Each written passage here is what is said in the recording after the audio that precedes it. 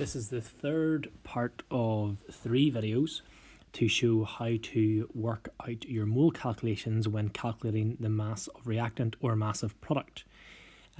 This is the final step. If you're confused before you get to here, then go back and watch the other 2 videos. So the third and final step is to change moles back into mass.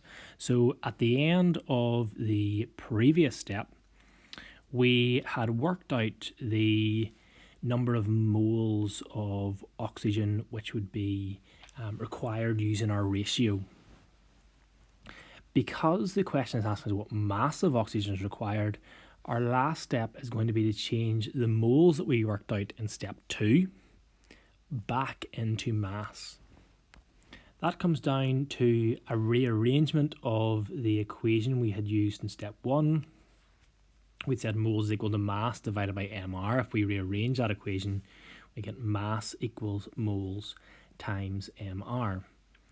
Now, one of the mistakes a lot of people will make in this third step is they will use the MR that they had from the first part of the question. But we can't do that. When we are using these equations, we must keep everything the same. So in step 1, whenever we were trying to work out our number of moles, we were trying to work out the number of moles of propane. So we used the MR of propane and we used the mass of propane. So moles of propane equals mass of propane divided by MR of propane. What that means is whenever we go to use that equation this time, we must make sure we use the mass of oxygen is equal to the moles of oxygen times the MR of oxygen. So our first step is to work out our MR of oxygen. So in oxygen it is O2. So it's 2 times 16, which is 32. Another common mistake people will make in this is they will use this 5. But remember, we already used that 5 whenever we did our ratio.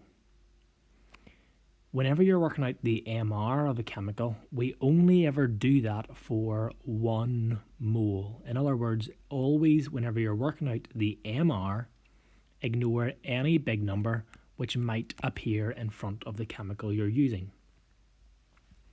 So if we want to say the mass equals moles times MR, in the second step we worked out we had 0.125 moles, and now we're saying our MR is 32.